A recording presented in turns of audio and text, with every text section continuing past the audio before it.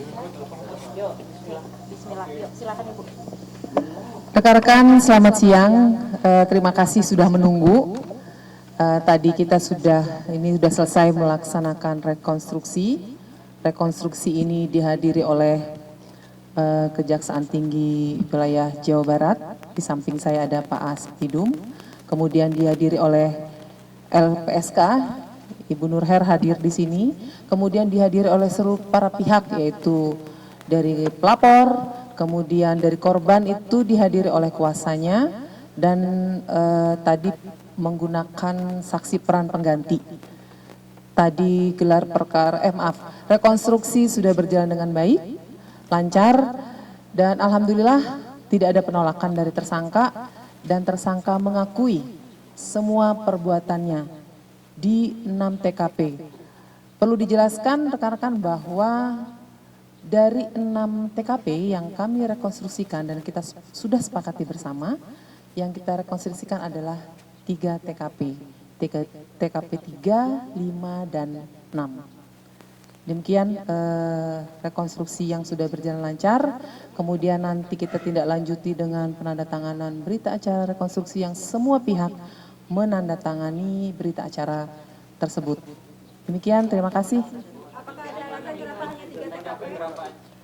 Karena 3 TKP itulah yang menjadi sentral poin penting terjadinya penganiayaan dan penyekapan.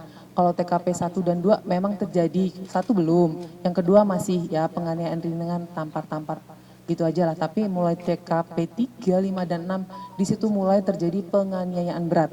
Kalau TKP 3 itu sudah mulai terjadi penyekapan sampai TKP terakhir di TKP 6.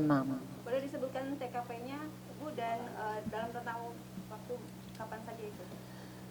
Kan kemarin sudah ya dirilis kemarin, tapi kita nggak bisa terlalu rinci menyebutkan TKP-nya. Yang jelas di wilayah hukum Jawa Barat, Kabupaten, dan yang terakhir itu yang ada temuan TKP itu di Ciwaru, dan yang terakhir di Cinunuk. Total tadi 21 adegan.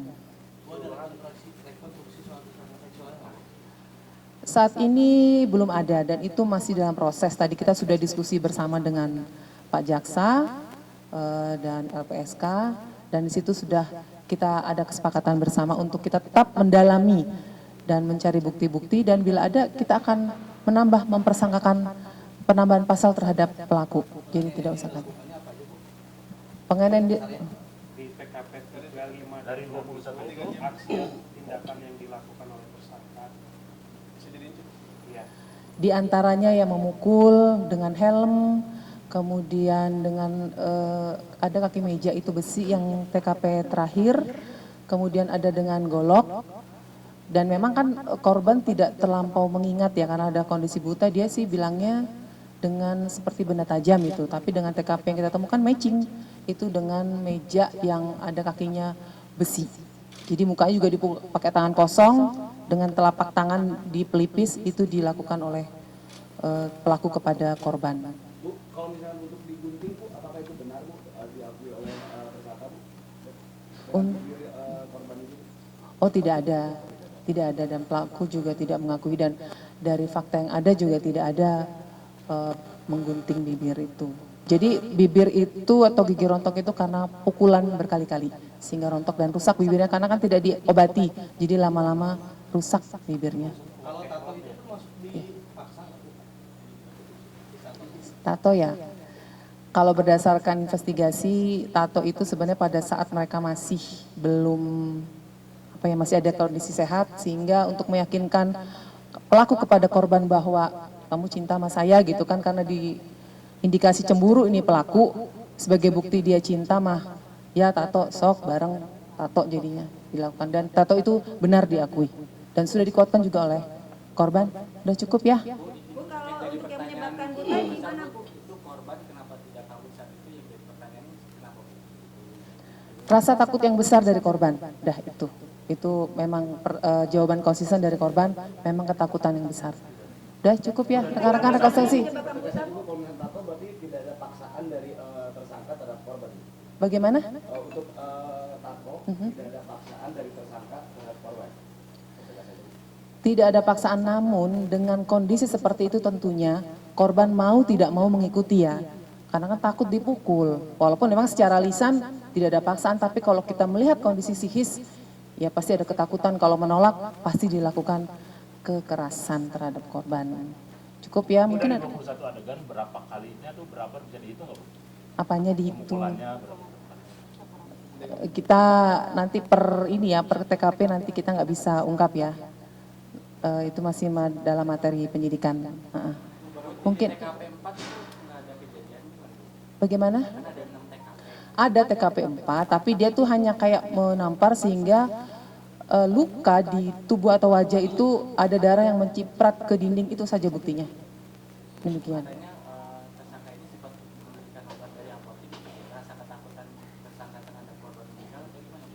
Betul ya, di samping dia karena lagi sadar gitu ya, dia takut mungkin korban meninggal, makanya dia membeli obat, mengobati sendiri. Mungkin demikian cukup ya, ada tambahan dari Pak As atau dari 3, yaitu 3, 5, 6 itu semua. Itu dalam pengaruh miras sebagai Ada yang pengaruh dia miras, ada yang juga tidak. Ada tambahan Pak Asil? Oke, terima kasih Bu Dir. Selamat siang teman-teman semua. Alhamdulillah tadi telah dilaksanakan rekonstruksi dengan lancar. Kami dari tim jaksa peneliti juga sudah mengikuti rekonstruksi dengan cermat. Kemudian setelah rekonstruksi juga kami masih diskusi juga dengan teman-teman penyidik. Saya harap barangkali dalam tidak waktu yang lama penyidikan ini bisa kemudian dilanjutkan dengan pengiriman berkas tahap 1 kepada kami kejaksaan sebagai jaksa peneliti untuk barangkali sama-sama lagi nanti kami jaksa peneliti dengan penyidik untuk berkoordinasi dan mendiskusikannya lagi. Seperti itu barangkali dari kami. Kalau untuk tambahan pasal kedepannya kita lihat dulu berkas perkaranya nanti seperti apa. Kemudian seperti yang tadi saya sampaikan, kita akan berkoordinasi dan berdiskusi lagi dengan penyidik seperti itu.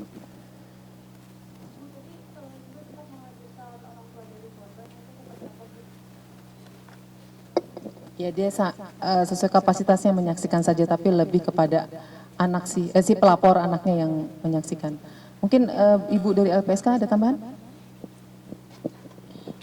Terima kasih. Jadi LPSK hadir ya, karena memang kita sudah mengabulkan permohonan perlindungan, dan saya kira LPSK sangat mendukung upaya yang dilakukan oleh polisian maupun kejaksaan. Dalam hal ini tentunya Dires PPA PPO ya Bu, yang memang punya spesifikasi berkaitan dengan korban. Ini adalah korban kekerasan berbasis gender yang tentunya LPSK akan memberikan dukungan, diantaranya beberapa layanan psikologis misalnya, untuk membantu korban mengungkap kekerasan berbasis gender yang sudah dialaminya.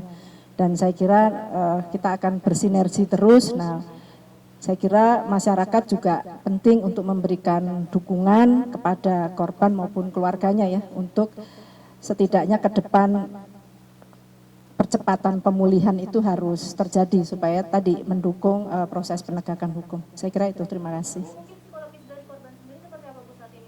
Saat ini kami belum melakukan assessment karena medis sedang fokus pada pemulihan secara kesehatan fisik ya, medisnya.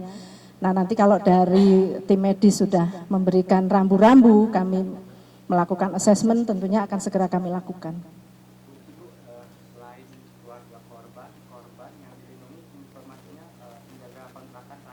Ya. Seperti apa, memang ada ancaman atau gimana? 2 orang. 2 orang. Ya. Ya, informasinya kita kan berdasarkan pada asesmennya. Nah, asesmennya muncul itu. Saya kira itu cukup ya.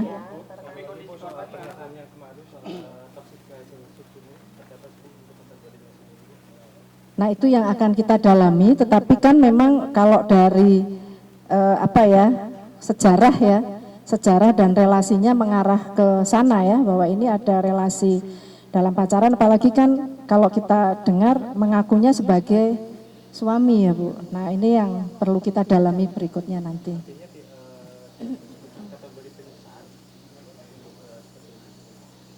Masuk, ini kan beda ya, tindak pidana dengan relasinya kan beda. Cukup ya, rekan-rekan. Ya. Sudah bisa dikomunikasi dan sudah lebih baik dari yang kemarin-kemarin. Sekali lagi terima kasih rekan-rekan, nanti kita terus ketemu ya. Sekali lagi terima kasih, selamat siang.